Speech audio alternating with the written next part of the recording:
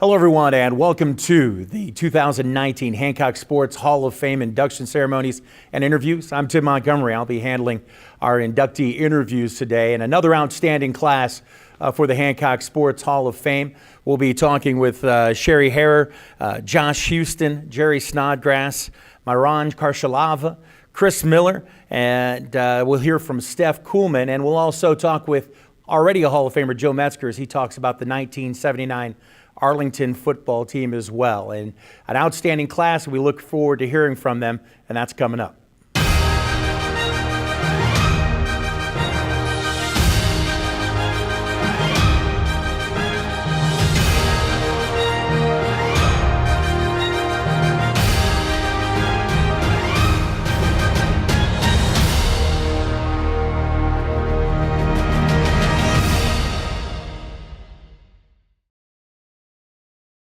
2019 Hancock Sports Hall of Fame inductions, and pleased to be talking with one of our inductees, Cheri Harrer. And Cheri, let's first off, congratulations on the induction, well deserved. And let's take it back to the beginning. I'm always interested how athletics gets involved in someone's life. Talk about youth and the part that sports played for you. Yeah, I'm getting up there in age, because when I was in junior high or elementary school, we didn't have athletics, and I was very fortunate. We had an 8th grade boys basketball coach who happened to also be the principal at my junior high, and he actually asked me to play with the boys team. It caused a little bit of a stir, so I didn't get to actually play in games, but he allowed me to practice all year with them as an 8th grader, and that really prepared me for high school much better. But other than that, it was just the physical fitness stuff that we would compete on physical fitness teams, but that was all I really had the opportunity to do in junior high. Well, you go to Winford and a multi-sport star, and talk about that. And we see kids do that. I don't know that we see it quite as much as we used to, the multi-sport, but talk about how that was valuable for you. Especially as a coach, the opportunity to play under multiple coaches helped me see a lot of different ways to get things done. The volleyball and track coach happened to be the same person, but basketball, unfortunately, rotated through 3 different coaches in my 4 years. But it did allow me to see a lot of different ways to coach, and it was still a great experience, great people to work with. And if it wasn't fun, I wouldn't have continued to do all 3. But I liked all 3 things at the time. Let's talk about making that transition to college. Findlay College, University of Findlay, choose your poison on the name as far as that goes. But talk about how you get from Winford to Findlay. Doris Glass actually recruited me to play both volleyball and basketball. And at the time, my freshman year, they didn't have a track team, so that kind of came later. But yes, she recruited me, and I visited, and Barb in the admissions office was just wonderful, and I just felt a connection when I visited, and ended up where I came.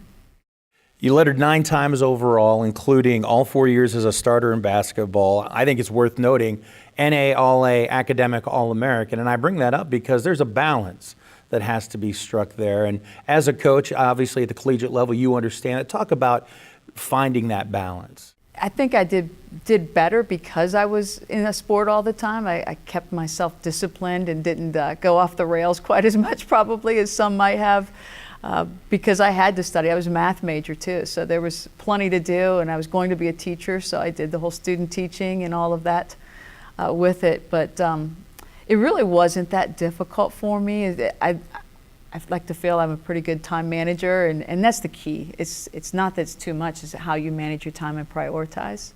You finish an outstanding collegiate career, obviously, as we talked about. I think your javelin record is still 2nd overall, which I don't even think. Is it really? I don't think anybody even throws javelin anymore. If I'm not, I don't know, maybe.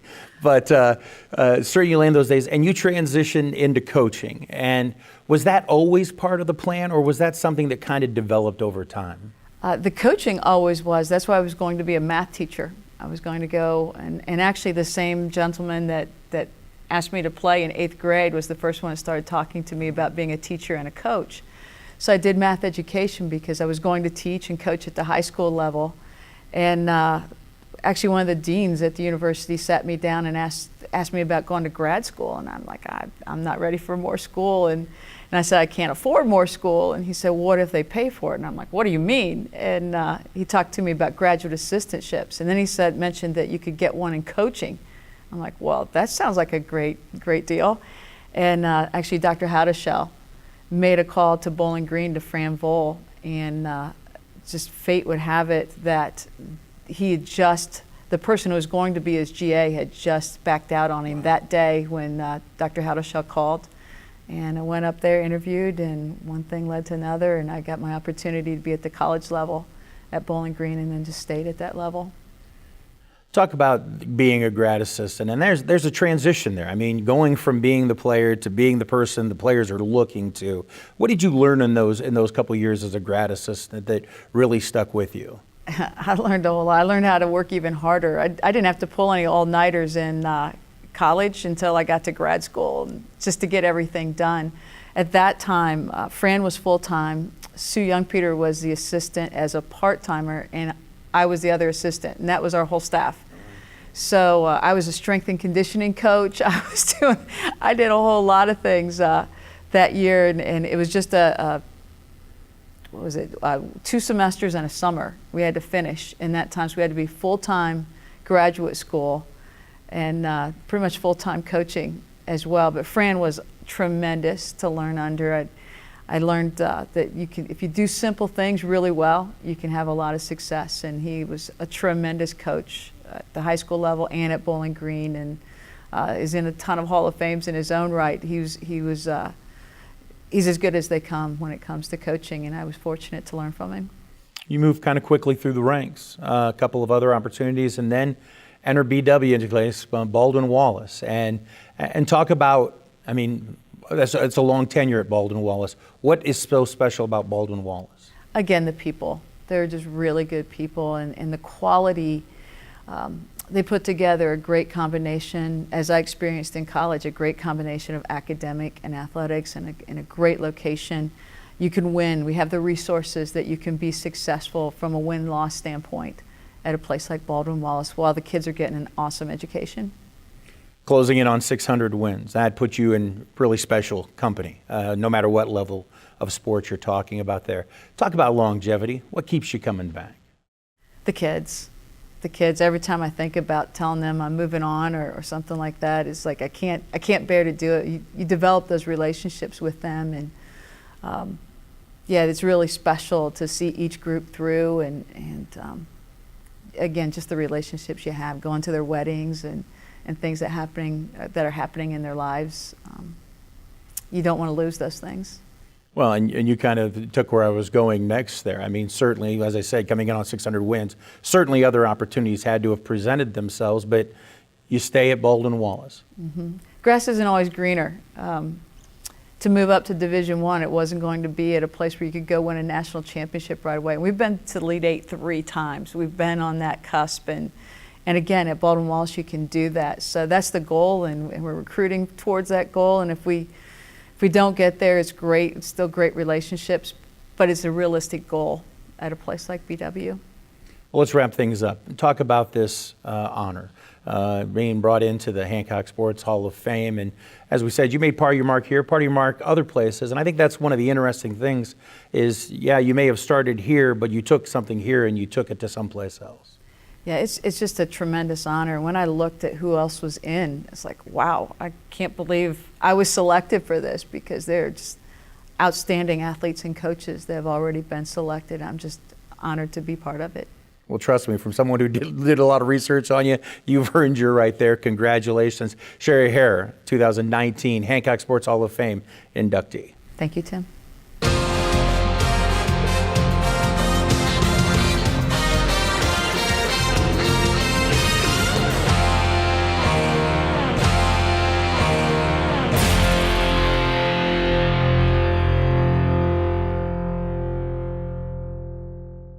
2019 Hancock Sports Hall of Fame inductions. Tim Montgomery, pleased to be joined by another one of our inductees, Josh Huston. And Josh, of the people we've talked to today, you're a little bit unique in the sense that you're a Findlay guy. I mean, the others came to Findlay and have made huge impacts, but you're a Findlay guy. Talk about athletics growing up in Findlay and the part it played in your life. Yeah, thanks, Tim.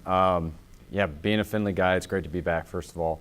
And athletics played a huge part in my life ever since I was little. Played every sport I could, you know, threw myself in there. My parents threw myself in there, and you know, just to see what I was good at. Soccer came out on top, and then found out that I could kick a football pretty well, and that took over.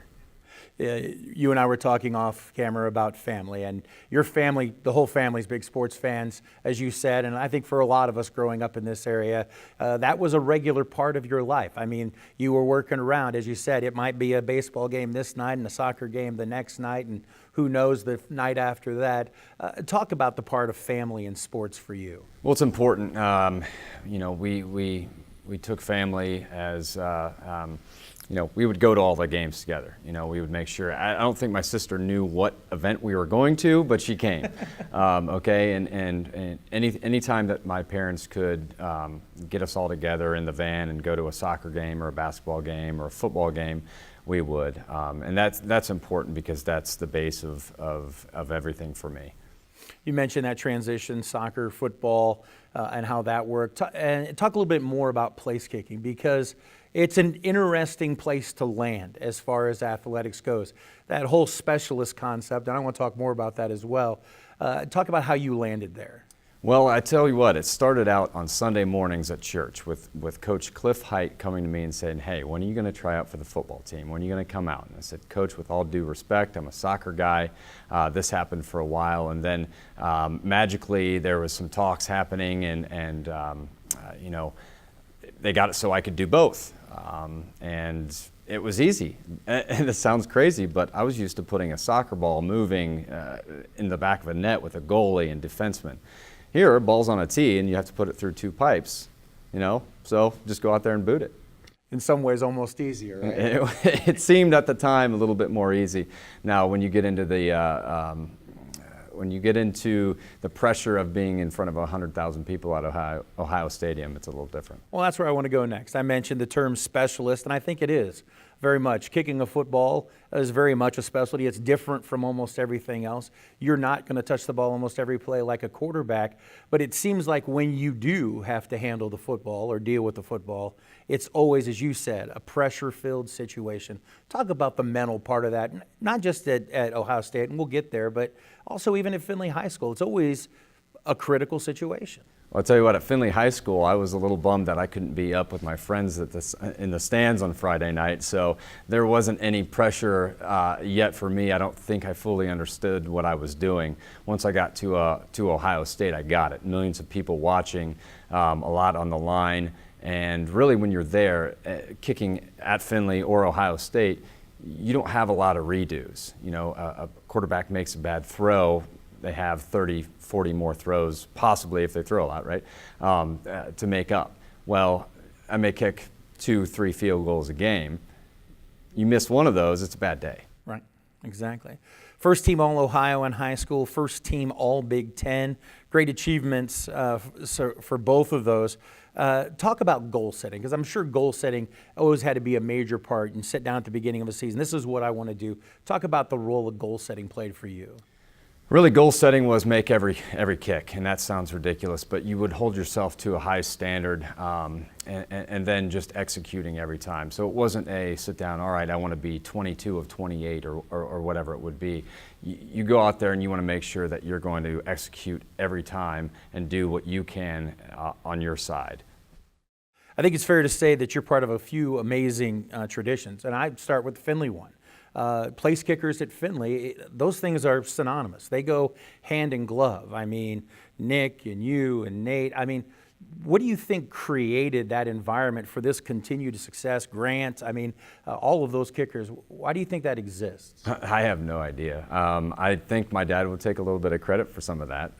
You know, he's done a good job of coaching myself and then kickers afterwards, after I've been here.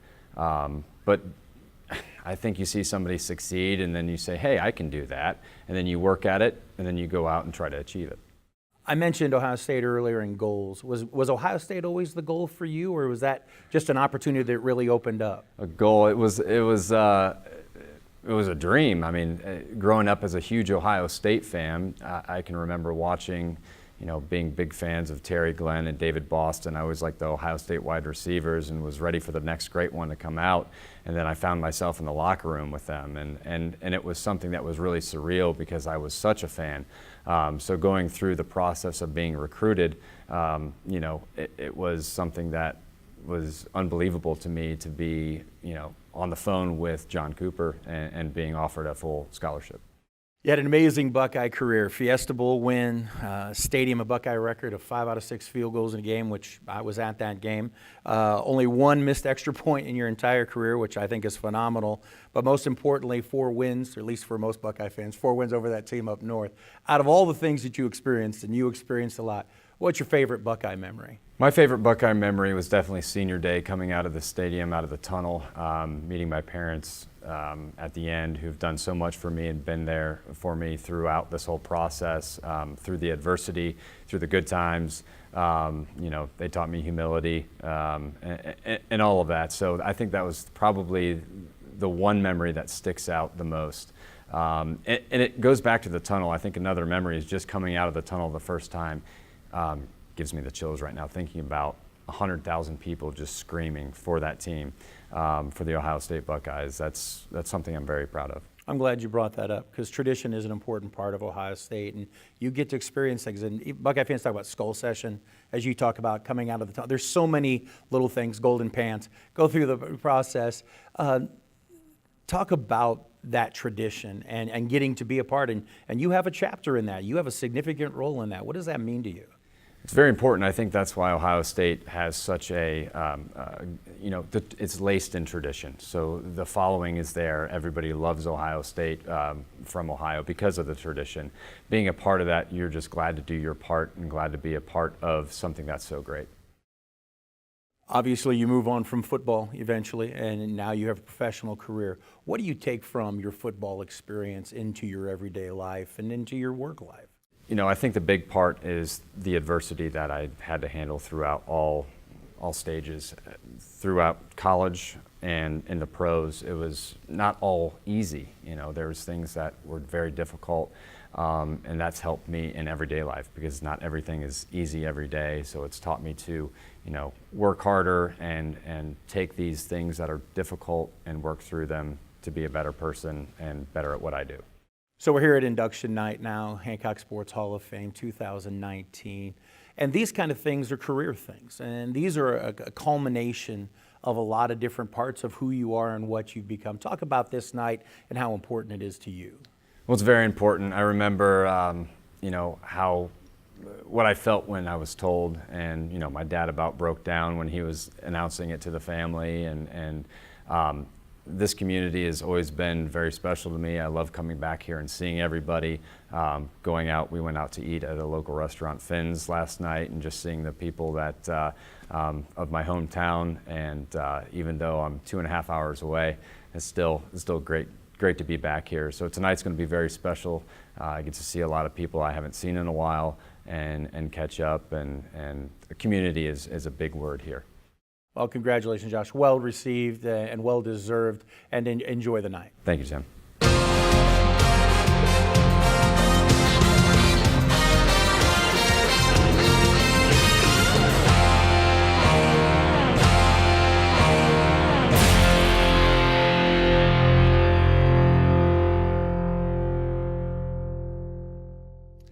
2019 Hancock Sports Hall of Fame inductions. Tim Montgomery, pleased to be joined by Miron Kharchilava. Miron, your career, your athletic career reads like a who's who. I mean, this is what Hall of Fames are made for at the end of the day. Born in the Soviet Republic of Abkhazia, eventually wrestling for the Soviet national team from 85 to 91. Talk about how that process starts, because I don't think, here if you want to wrestle, you choose wrestling and you go wrestle. Talk about how that might have been a little different in the Soviet Union. Well, Tim, first of all, thank you for this honor to be here. It's a little different than here. Thank you for mentioning if you want to wrestle in this country, you just go and join. Over there, it's a little different. You gotta have some sort of to join the wrestling, you got to get accepted, you know, and you have to pass, like we all pass some exams to get into college, whatever. It's the same kind of procedure to get any, we don't have wrestling school and high school wrestling, but we do have many clubs that are great clubs and great coaches, and you have to get accepted to that to join the wrestling. Talk about being a member of the Soviet team, we said from 85 to 91, and not just a member, but a highly successful career under the Soviet flag. Talk about that experience and traveling and all the things that went with that. Well, you know, there's a lot of people probably who wants to be a champion, but it's very, very tough in Soviet Union, especially before they broke up, become one country. And it was, to become a Soviet national champ, you have to be very dedicated and have to be very committed. So I was fortunate to become a Soviet junior national champion.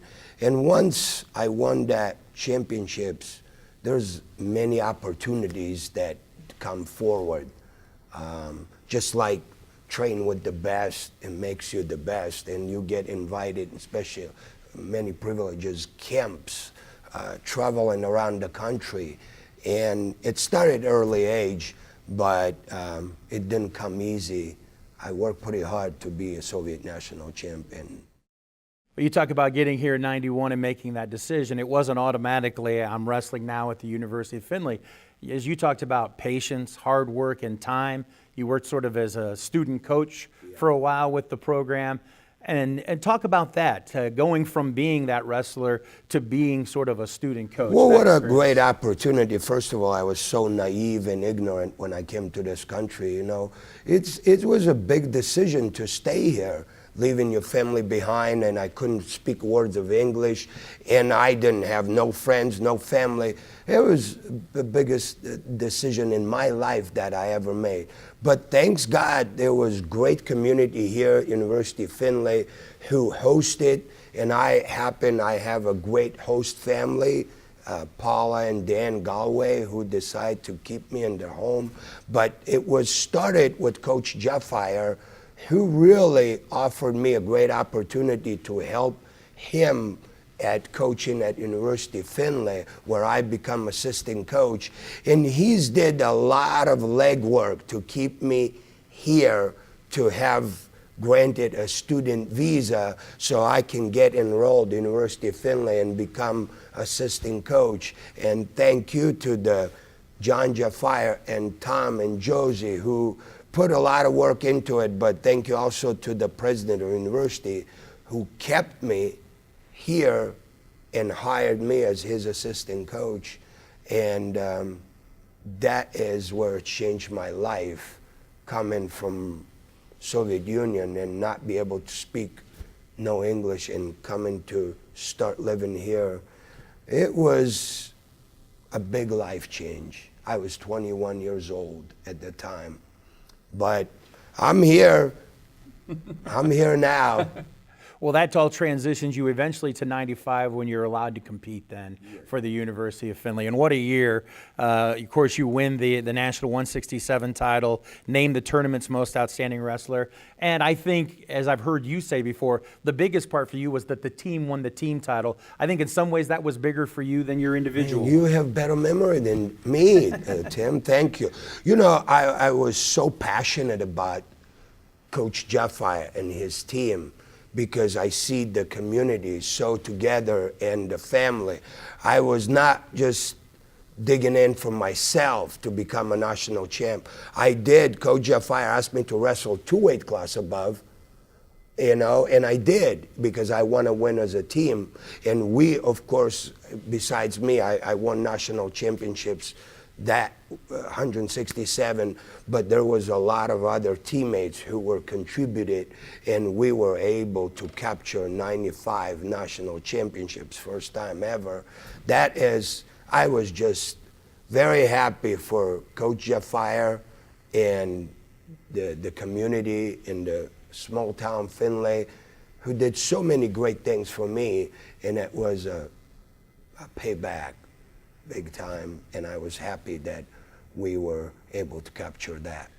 Now you find yourself running your own academy, and talk about why you enjoy coaching so much. It was a great opportunity to work with Coach Jeff Fire in '95 after we won national championships. I have opportunity, to got invited to a Big Ten coaching job, working with Indiana University, where I coached 3 years at Division I school, Big Ten school. After that, I was able to work at Ohio State over 6 years, and I'm proud to say my team was able to finish top 3. 2003, I was personally in charge with a lot of kids at the time who I was working out and pushing the kids. So my team was able to capture 3rd place in NCAA Division I school. And, with all that coaching at Division I school, after all that, I realized also I have kids. I have my own 4 kids now, but at that time my son was born while I was coaching at Ohio State. And when he became about 6 years old, I realized I need to coach this kid to one day be a world Olympic champ. You've got to start somewhere, and the kids who work so hard. Well, tonight, your induction into the Hall of Fame. Talk about what being included in this group means to you. It's an honor. I just thank you for the Hancock Sport Hall of Fame and committee, and for this honor in me, and it's I'm humbled by it, and I'm just I have such a great opportunity to come into this country and not knowing anything, and now today I'm getting inducted in this Hall of Fame. With that said, I have a great family. My kid's going to be here. My family, friends, my neighbor who I love so much, they're all going to be here. It's an honor, and it's humble to be here, and I cannot thank you for the Sport Hall of Fame and committee for this honor and me. Well, Miron, thank you for your time. Congratulations, certainly well-deserved, and thanks for making Findlay a part of your amazing story. Thank you very much, and I really appreciate, and good luck to you.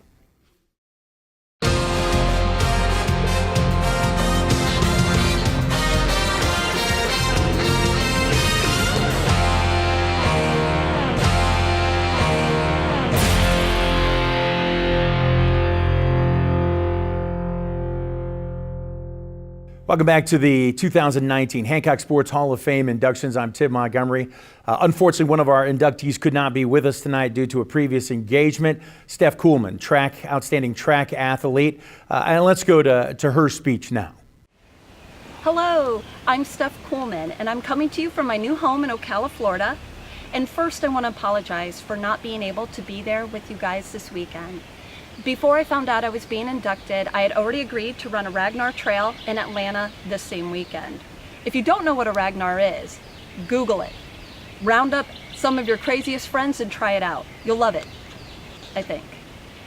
Anyway, even though my days of competitive running are long behind me, I still use running to socialize, relax, and be a part of my community. In fact, growing up in Findlay wasn't always easy for me because I was geeky, dorky, gangly, a little stinky sometimes, and my parents didn't have money.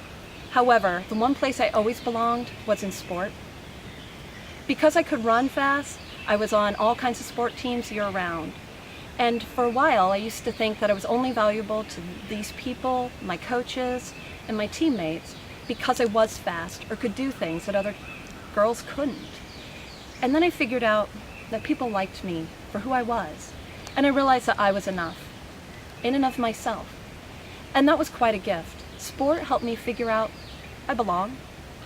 And to this day, some of my dearest friends, both back in Ohio and especially in Michigan, where I was a part of Grand Valley State's University's track and field team, they're still some of my greatest friends, and they live 1,000 miles and change from me.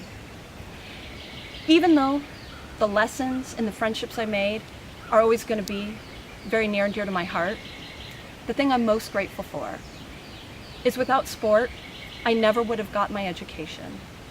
Without sport, I wouldn't have been able to go to college. And because of it, I have a career, and I'm able to put back into my community today.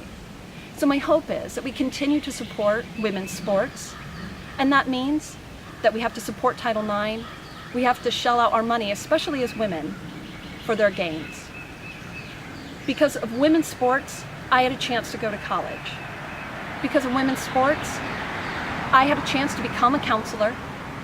And what I do now, I have a men's 28-day program for veterans, where we provide healing and hope. And without sport, I wouldn't have been offered that opportunity. And with women's sports, we can give back to our communities and become greater than we were just by sport alone. Because the reality is most of us will have to go pro in something other than sports. And I'm grateful every day for the good people at Grand Valley for taking a chance on me. And all those people back in Findlay, whether it was coaching young Miss softball, or track teams or basketball teams at St. Mike's, the high school, even that one year I was at Glenwood, you all helped form me into a decent human being and team member. And for that I am deeply grateful. So thank you for making me who I am today through sport and giving me the opportunity to have a life, a career, and an education that betters our world and our community. So don't forget, support women's sports, and also support your local veterans project, Wounded Warrior, DAV, Vets Helping Vets. There's so many to choose from because they need our help. And most of all, thank you. Thank you, Findlay, thank you, Hancock County, for fostering this. Much appreciated.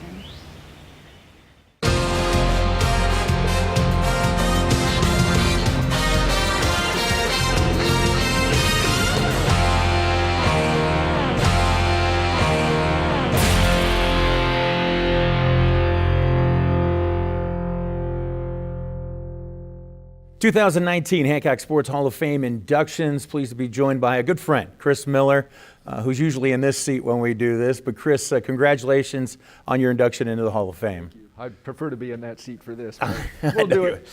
Yeah, thank you, Tim. Let's talk about going back to the beginning. I grew up in Norwalk, and I know you're a lifelong athlete. You found another new place to compete. We may get to that before this is all said and done, but talk about growing up and the part that sports played for you. Well, in Norwalk, we had the side lot. So in the summer, we're playing baseball sun up to sundown, and then in the winter, we'd be down in the side lot playing football. There was no, you'd play 6, 7, 8 hour games, and then when the snow came around, we'd shovel off the sidewalk and play basketball. So, actually, like in high school, I was a really lazy kid, so I hated being told what to do. So that didn't go over too well with sports. So I remember my mom she wouldn't come to any games because she was afraid we'd get hurt. And I'd be like, well, Mom, if no one gets tackled out of bounds or dives into the bench or hits a foul ball in the dugout, I'm probably pretty safe. But no, I always loved sports for sure. From high school, you go to BG, a radio, television, film degree. How early on did you know that something in broadcasting was in your future? Well, I just remember when I was little, there was like 2 channels on TV. So Mom got me in my love of radio because from the time she got up till the time she went to bed, that radio was on all day. So that's where you got school lunch menus. You knew if you wanted to pack or eat at school. That's where you knew what the weather was going to be like. You got the news, the weather, and at night when those games came on, it was like magical because you couldn't always go to the games. And especially like St. Paul's had some pretty good basketball teams. It was hard to get tickets for some of those games, but I could listen to them on the radio, and I thought, man, the guy doing that game gets to go to all these games, and I just love the whole idea of creating that picture. And I thought that guy on the radio, I thought, well, that'd be cool to be that guy and be the guy giving out all that information. You graduate with your degree, as we said, radio, television, and film. You go to North Carolina, do some radio and some television. Talk about those early experiences and what you learned. Well, I had a great teacher. His name was Ken Eccles. He was an old-time radio guy, and he taught me a lot. I think my first job was as a news director, actually, at WLOE. And well, actually, right out of college, I did games for the Norwalk station, I've also worked at the Sandusky and the Port Clinton station. I worked at all 3 stations at one time. I don't think competitive-wise anybody would let you do that nowadays. But yeah, so I did games there, and then I went down to North Carolina, worked at a couple different stations, and I think Ken taught me a lot. I think it's very important to like actualities is when you have little sound clips. You know, I think that was, I always try to get some of those in the local guys, and I've always thought like, you know, if you want to see the big time sports, you can watch ESPN, any TV channel. So I've always thought I'd try to treat the Findlay and the BBC kids like, you know, those guys treat the big boys. So, but television was fun, but I had a face for radio, obviously. And chance to come back home was really what it was about, because all my family was back up here. So after about 5 years away, it was an easy decision to make. I think another thing for you that was key was your personal involvement at the local level, whether that was coaching, officiating, but you've been involved in a lot of these younger youth programs and even to some degree the high school programs. Again, part of that is tracking your kids too, but even before then you were part of those things. Yeah, I always love working with the kids. I know I was crazy, but one year I coached 3 soccer teams and a girls fast pitch softball team and a little league baseball team at the same time. So there weren't, you know, you'd have 2 practices a night, and then on the weekends, you'd have games Saturdays and Sundays. So yeah, there wasn't a lot of free time, but I would never trade that time with my kids. That was awesome. To say that your career, your announcing career has been spectacular would be probably an understatement. Over 1,000 games, multiple local state championships, a shelf full of awards. How do you keep your passion for it after all these years? Well, I think just like when I was a little kid, something about radio. I know there's television, but you can see that picture. I just always loved painting the picture. And really, I think I really like giving the kids the credit for what they're doing. And I know it makes the kids feel good, makes their parents feel good. So I think that's where the passion comes from. Favorite memory? Favorite memory? Well, I would say when Ben and Mike looked like their season was going down the drain against Napoleon. Yeah. They were down to Napoleon, and it's like, well, this is going to be our playoff season. It's about to go down the drain, and there was, I think, 31 seconds left, and Ben found Mike on a long pass on the left side, and then I still remember I riddy over the shoulder with 2.7 seconds left, and Bob screaming unbelievable, and so that was a classic. Liberty Benton winning the state championship that first time with Steve Williman. That was pretty good because Steve Williman kind of broke my heart as like 5th or 6th grader. St. Paul had a really good team, and they got beaten in the sectionals by some kid named Williman in Old Fort. And he was always happy to point that out to me. And then here it was, you know, 5 years after I come or something like that, he's winning a state championship. So those were some of the top memories. You mentioned Bob there just a moment ago, and we'd be remiss if we didn't talk about your longtime partner, the big guy, as we both like to call him. Talk about a legend in this community.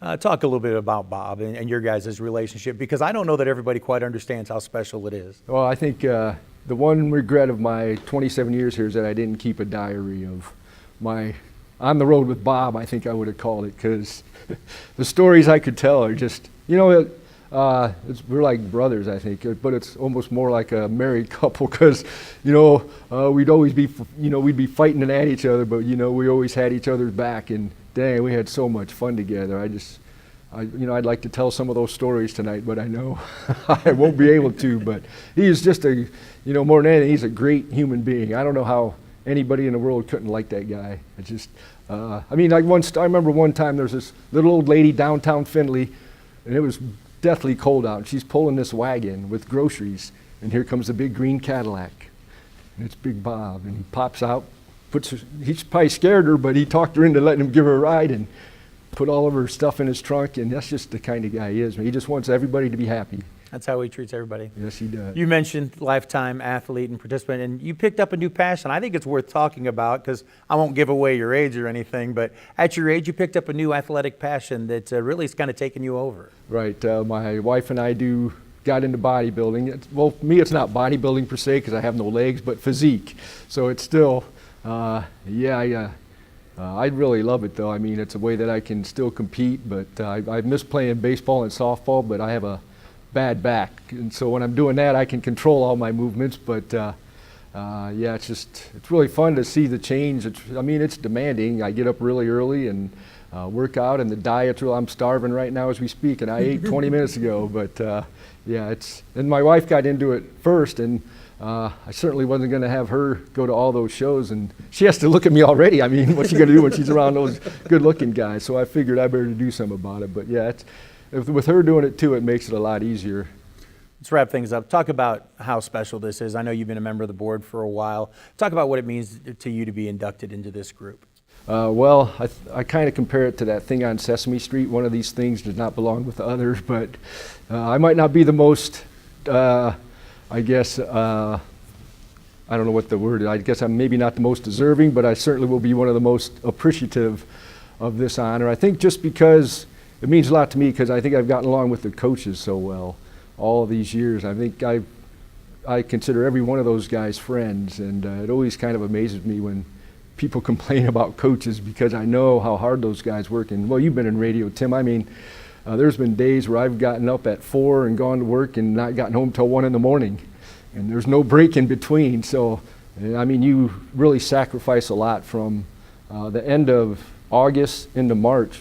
You know, weekends are gone because you're doing games, and well, you know that from still doing games. So, I think I just appreciate what those guys have done, and I appreciate some of these great athletes. You know, as I said, I am a great lover of sports, so to me to be in there with those guys is pretty special. Well, congratulations. I think it's well-deserved, even if you don't enjoy the night. All right, thank you, Tim. Appreciate it.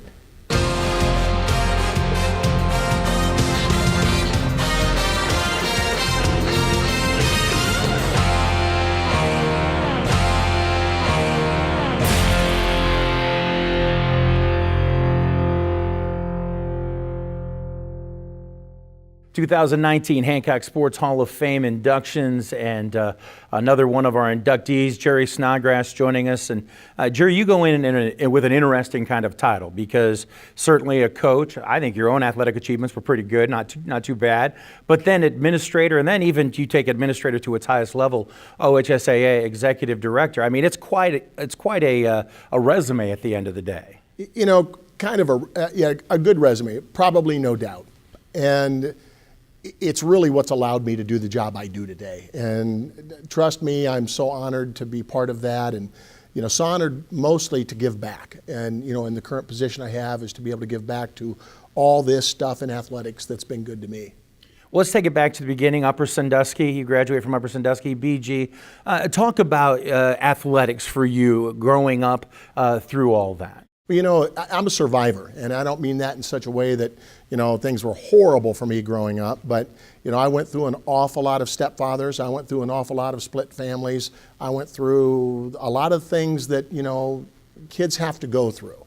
And I kind of learned to survive, and I learned to survive through athletics. And thank goodness that I had athletics, because I had coaches that actually believed in me. I think part of it was I was 6'3" as an 8th grader, which is very typical in Upper Sandusky. I ended at 6'3" in my career, but you know, I did have coaches that believed in me, and I think they saw something in me and gave me that opportunity. So Upper Sandusky is very dear to me. One of the things I often say in my current position as the Commissioner Executive Director of the entire state organization, the first individual that I made a call to after I was given the notice that I was hired was my high school basketball coach, who's here tonight. Oh, that's very cool. I've known you for a long time, and I've heard you speak several times at different events, and you always talk about taking something from each experience, and you kind of referenced that just a moment ago. Talk about, again, growing up in those situations, but then even through BGSU and your early opportunities in education. Talk about what you took from those before you got to Findlay. And I appreciate you saying that, because I obviously do have an awful lot of opportunity to talk to young kids. They keep me young. I do believe, I've always believed, we're a product of our environment. We're a product of all of our experiences. You know, I go back to I'll even say this, in high school days, when I was a freshman in high school, I was struck by lightning, and a very lucky individual to be alive today because of that. I go back, actually it's in a couple of weeks is the anniversary of that. I go back to that spot where it happened every single year and literally break down to know that I have that opportunity to still be alive. But, you know, in addition to that, though, you know, in college, you know, I worked my way through college. I, you know, had every job imaginable so I could learn how to work, you know, and be an achiever. My roommates, interestingly enough, ended up all being Hall of Fame coaches in their own right. One at Midview in football, Dave Sweet from Ottawa Glandorf, another from East Canton, Ohio. So we just had that great background that really got us into that. I took a head coaching job at the age of 24, thought I knew everything. My goodness, they were 2 and 18 the year before, 3 and 18 the year before. How could I do any worse than that?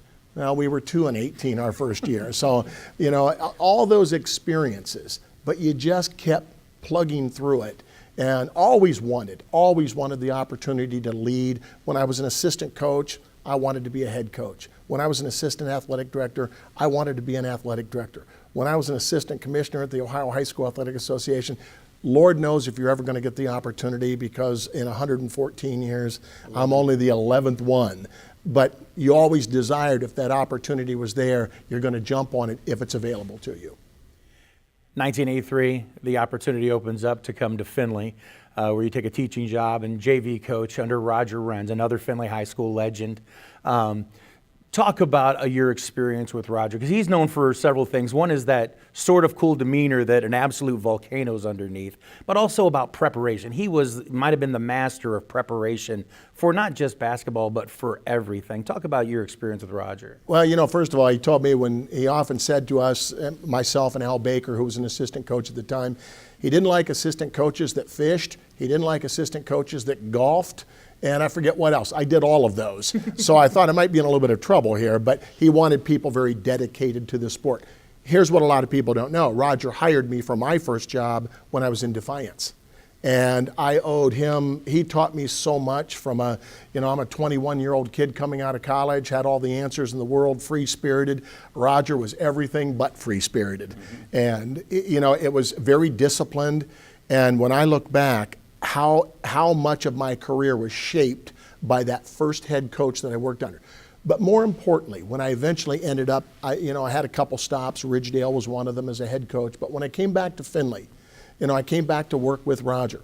And, one of the greatest things in the world was that I was a teacher first. And I remember having to sell myself. I almost didn't get hired here because I was going to teach at Donnell Middle School, Donnell Junior High at the time. And they thought they were just hiring a coach. And I had to fight that because I was furthest from a coach. I was a teacher first. To this day, very proud of that. You should be. Then you kind of overlap and transition to athletic director. And you're one of those guys, I think, really, I loved you as a basketball coach, but I thought you really found your stride as an athletic director. As a person who works with the media and stuff and works with schools, I was always amazed at how organized you were. And you really started a transition that has continued since of elevating the level of Findlay, whether it was facilities, whether it was training opportunities, whether it was schedules. You really kind of started that process, not knocking anybody before you, but there was a definite intent in what you were doing. I've always been respectful of the past. The people before me, Jim Caserta was the athletic director before me, did wonderful things, and I always acknowledge that. In my current role as the commissioner of the OHSAA, my predecessor, Dr. Dan Ross, did great things. I'm also not them. I wasn't them. I wanted to put my own mark on things. I've always loved the organizational administration side of things. And, luckily I had the tools and the people that worked with me. And I think, here the Woody Hayes axiom of you win with people. And I've been very lucky through the years, whether it be as a head coach to have assistant coaches and players. My current role of being a statewide administrator, that I have people that work with me. I always say they work with me and not for me, and work for the better good of everything, and just really bought into that team concept and made everyone look better.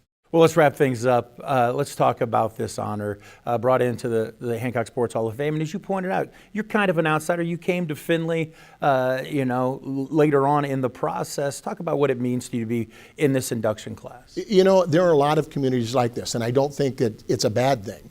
But, you really have to work your way in. I've always been a believer. The culture has changed a little bit, but I could have never, ever dreamt of coaching or teaching in the city of Findlay and not living here. Today, that's a little different statewide. People do that. They'll travel, things like that. I still remain in Findlay while I work in Columbus. But I've always believed in that. So it really was a lot for me to kind of cross that line a little bit and become accepted. but I wanted to give back to the community. I always felt like I did that. But to be recognized in the Hancock County Hall of Fame truly for me is an incredible honor. I feel like not just that I've been accepted, but boy, I look at the names on those lists and know that I've been accepted with them. I'm very, very touched and very honored by that. Well, as I said, well-deserved. Congratulations, and enjoy the evening. Thank you, I will, and thank you.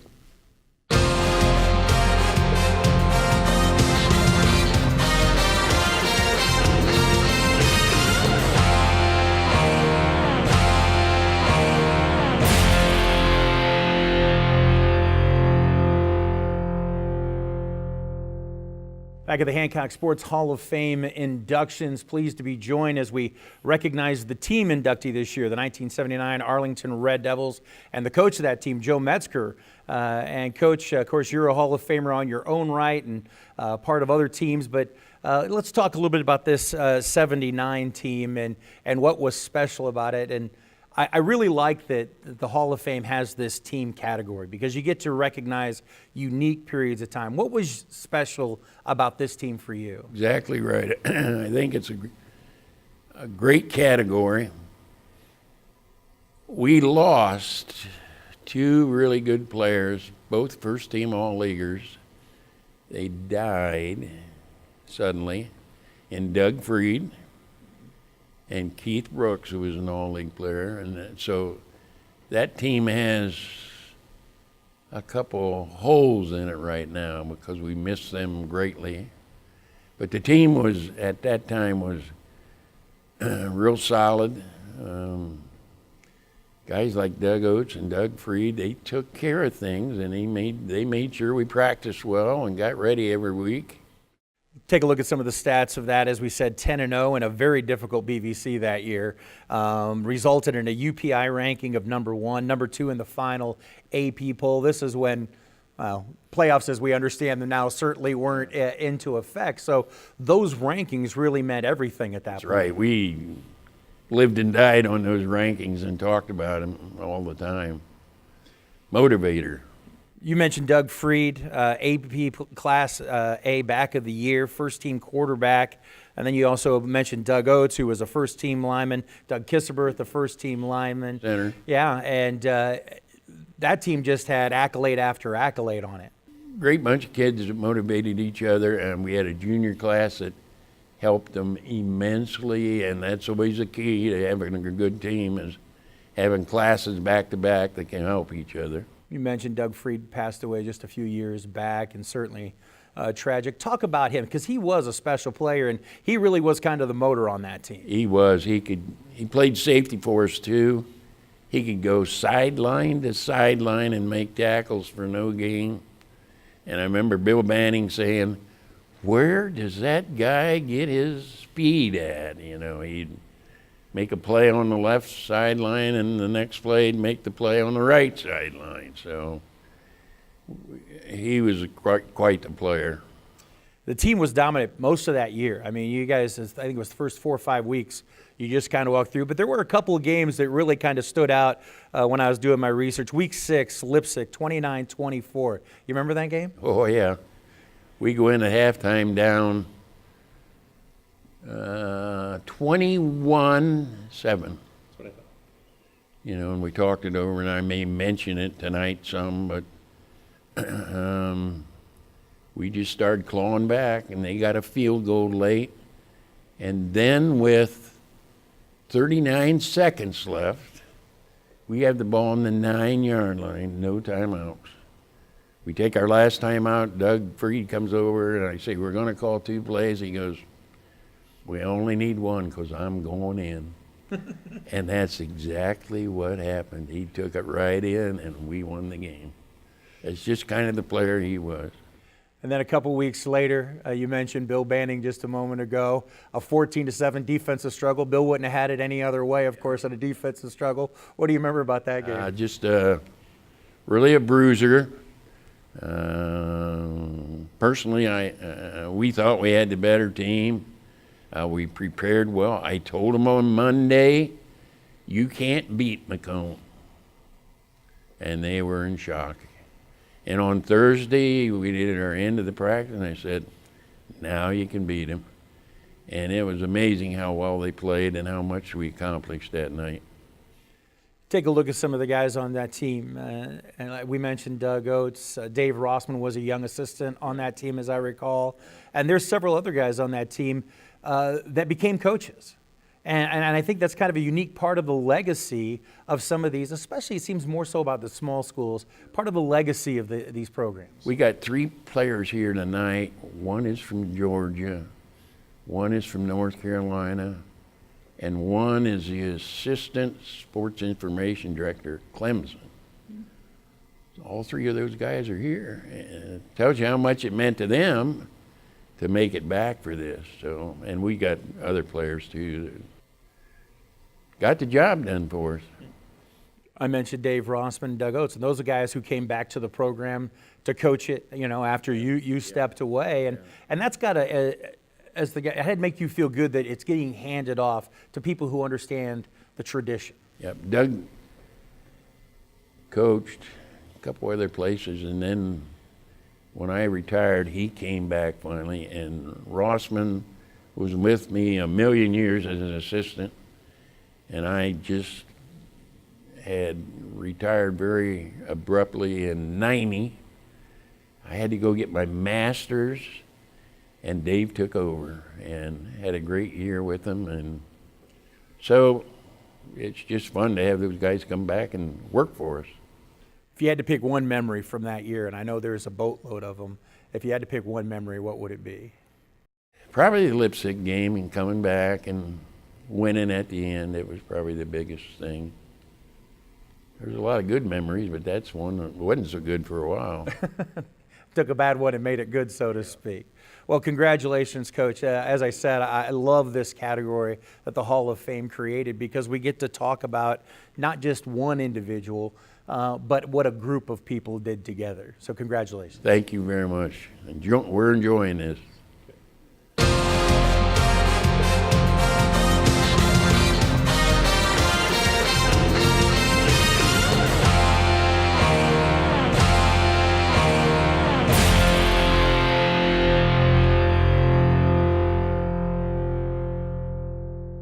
Welcome back again as we wrap up the 2019 Hancock Sports Hall of Fame inductions, and we want to thank everyone for giving us some of their time and giving us an opportunity for you to get to know them, these outstanding men and women, a little bit better.